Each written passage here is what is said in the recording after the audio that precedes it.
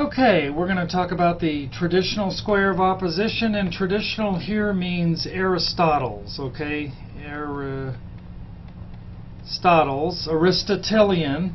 We'll talk about this. I know your book has something on the modern square of opposition. Do not worry about the modern square of opposition. I think in your book it's in section 4.3 toward the end. There's some stuff about that, but I could have gotten that section wrong. But don't worry about that. Anything I want you to know about that I will bring out in the next few videos, okay? But what is this? Okay, it's actually kind of a neat thing. Let me give you a sneak peek. There is Aristotle's square of opposition, okay? There's A right there, the A proposition. Over here is the E proposition. No S is P. There's the I proposition. And over here is the O proposition. And this, of course, that's why they call it a square. But Aristotle put these four propositions up here, and he identified different relationships between them.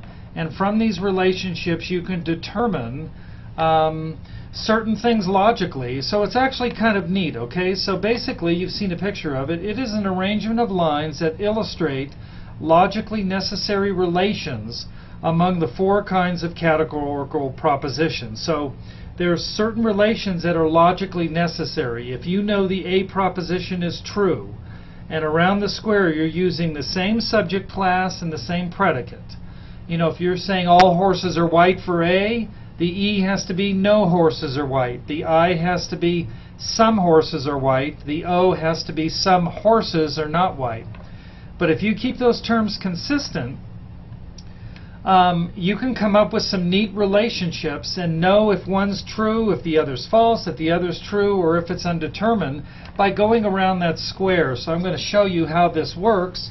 And you need to just kind of realize, you know, Aristotle kind of discovered all this. You remember, he saw classes out into the real world.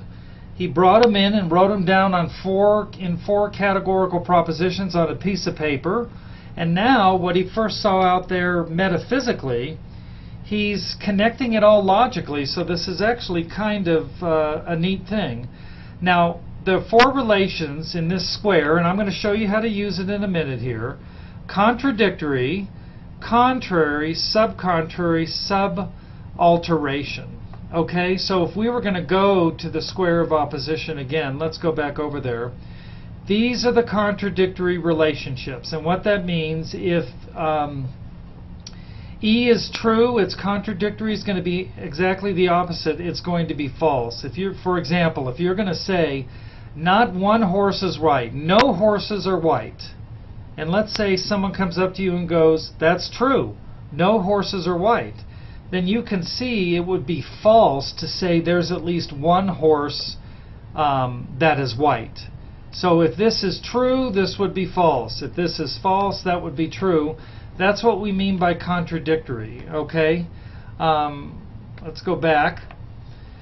Contrary is when you have the A and the E proposition related to each other. Both can't be true, so at least one is false. And you know, if you were using a little logic here, if you know both can't be true, and so you know from that, if both can't be true, logic tells you at least one is false, and the at least means or both can be false. Okay? So let's go back to the square of opposition. Both can't be true, and if you wanted to try to memorize this, I have both can't be, and down here it's both can't be. Both can't be true. True is on the top. That helps me. Both cannot be true. So, if you have, if you know A is true and both cannot be true, you know that the E has to be false. So you see these little notes? These are cheat arrows, little cheat sheet arrows. If you know the A proposition is true and both can't be true, you know the E has to be false, and English is going to bear that out. If you say it is true that every single horse is white, then if someone says no horses are white, that is false, right? So both can't be true. You can't affirm something's true about everything, and then it's also true that what you affirmed is true about none of them, is not true about any of them, okay? So subcontraries, A and E, both can't be true. So if you know one is true, this one's true, that one's true, the other one's automatically false, okay? Now if A is false and E is false, the only thing we stipulated here is both can't be true. You do not know. If A is false, you do not know what E is. E could be true or false. That's why we have a question mark. It's undetermined. If E was false, you know, no horses are white is false, you're not sure what A is. You don't automatically know if A is true because it could be true or false. Now, this relationship of something being undetermined, I'm going to illustrate that with this relation subaltern. So I'll give you an example of why that's undetermined.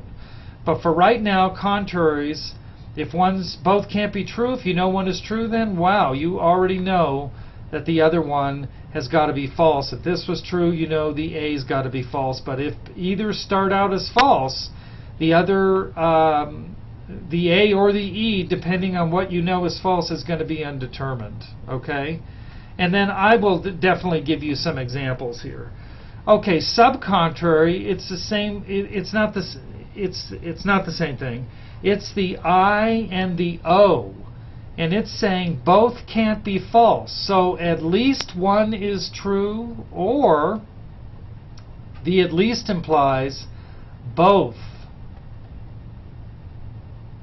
can be true. Okay? And you can work this out just by saying the English, you know, like I did up above, you know. If you say the English, you can get this conceptually, and I'll give you some English sentences here. Okay, so if we go back, subalteration, both can't be false. So if you know I is false, you automatically know that O is going to be true.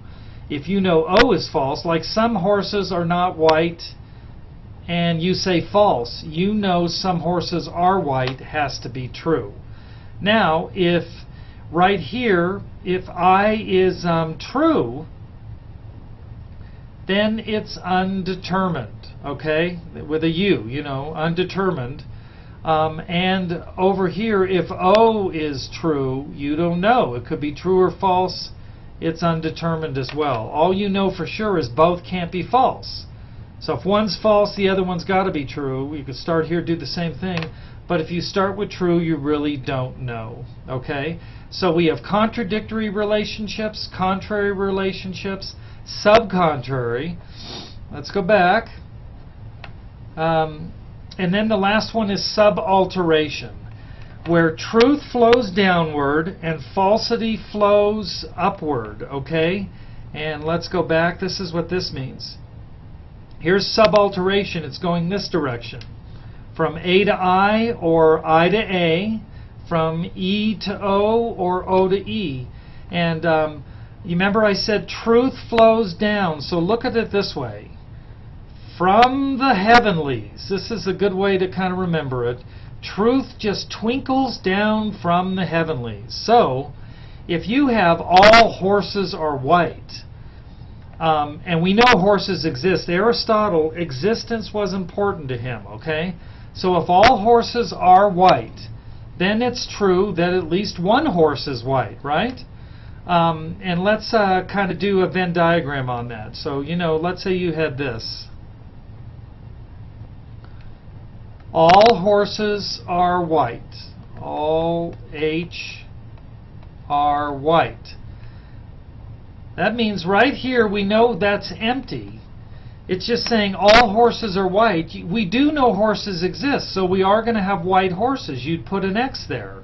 So if you're going to say all horses are white, Aristotle says horses exist.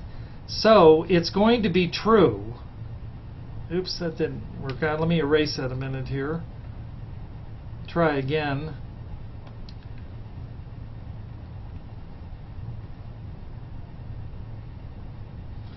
And this is some horses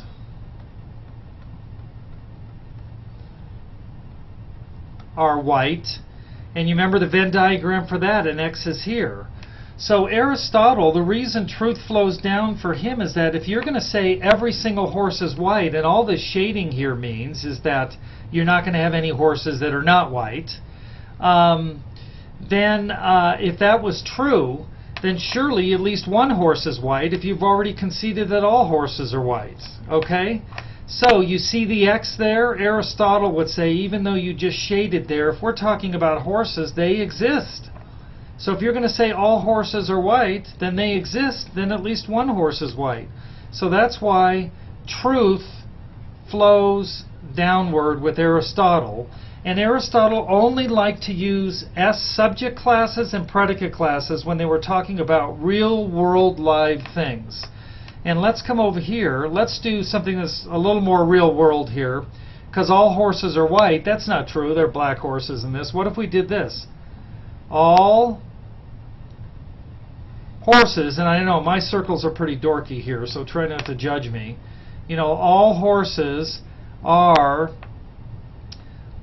four-legged animals, okay? So that means you're never going to have any horses that are not four-legged animals, so that's empty. But we know horses exist, so there are going to be horses who are four-legged. So if there are horses, so we have that X there, don't we? Then when you say some horses,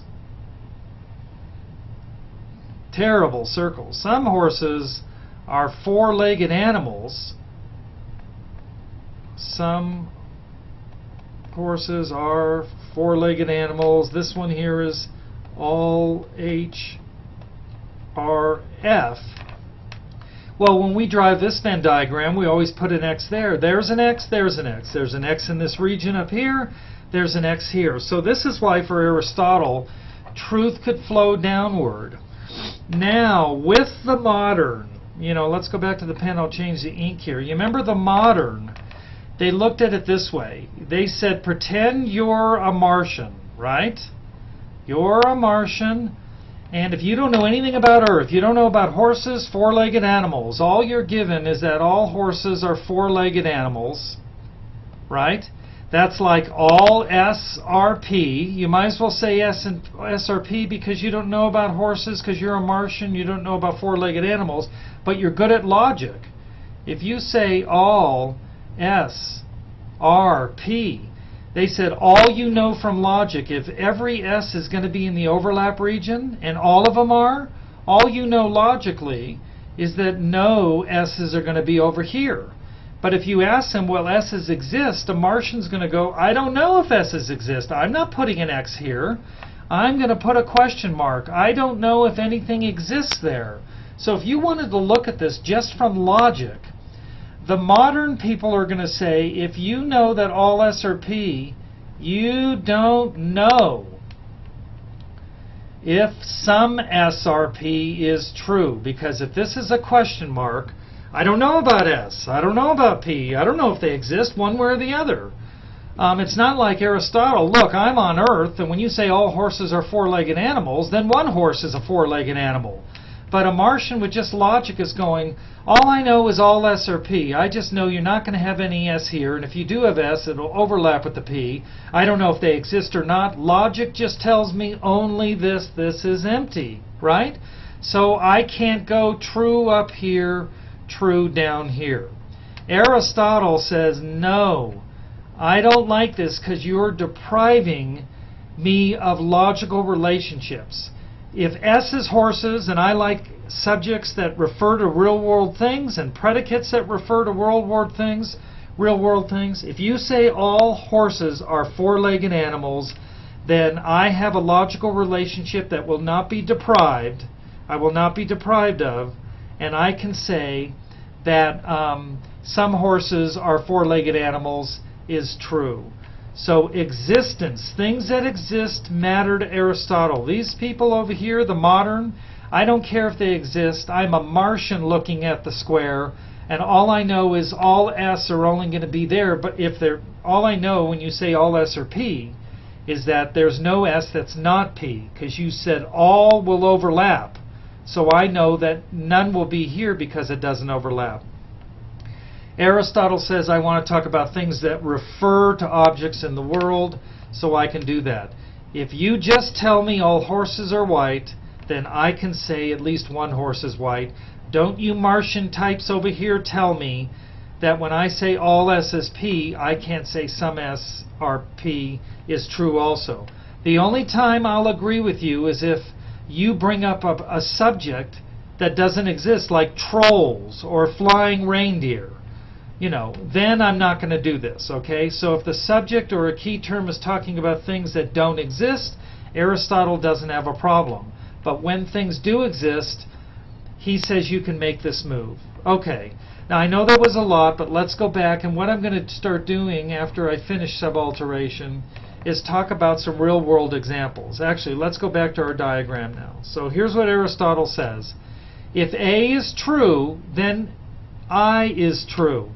If E is true, then O is true. So if it's true that no horses are white, right, then it's also true that at least one horse is not white. Do you see? So truth twinkles down from the heavenlies. That's a good way of looking at this. See, twinkle, twinkle, twinkle. Truth comes from A down. Falsity will go up. If O is false, E is going to be false. If I is false, A is going to be false. And look at it this way. You know, I said the heavenlies. Let's just put hell down here, okay?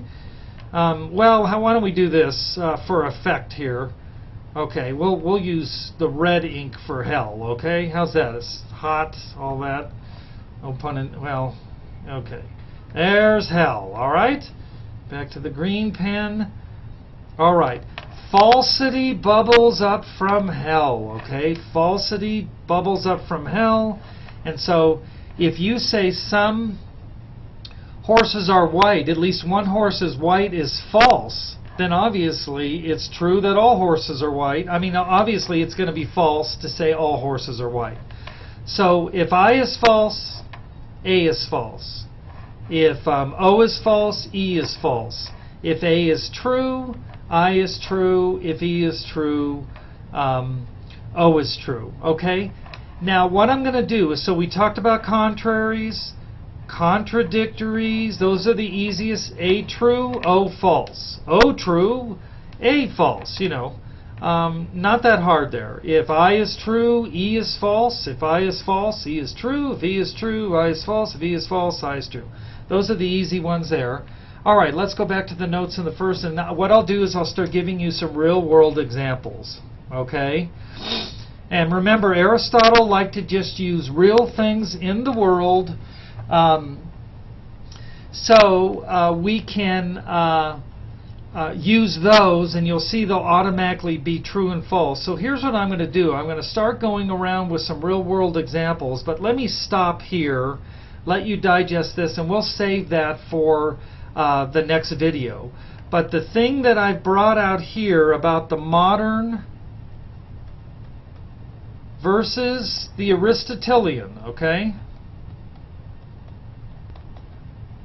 concepts is I talked about, you know, when I was right here, I did that all here, see, is that the modern just wants to look at it logically, so they won't affirm existence from A statements or E statements. They're just looking at it logically. Aristotle's square of opposition says we can have subalteration, for example. Okay, if something exists, there are certainly other things we can conclude. All horses are white. That certainly means at least one horse is white. These people say no. Remember, I'm a Martian. All I know is if all S are P, that means you're not going to have an S that's not a P. And that's all I know. Okay? So that's the first thing I'm trying to introduce you to between these two. So when you start working with some problems, you can go around the square with all those relationships with Aristotle's square of opposition, as long as it's talking about things that really exist. Okay? You could, you know, okay, we'll stop there and we'll go to the next video. This is enough to digest right now. Okay?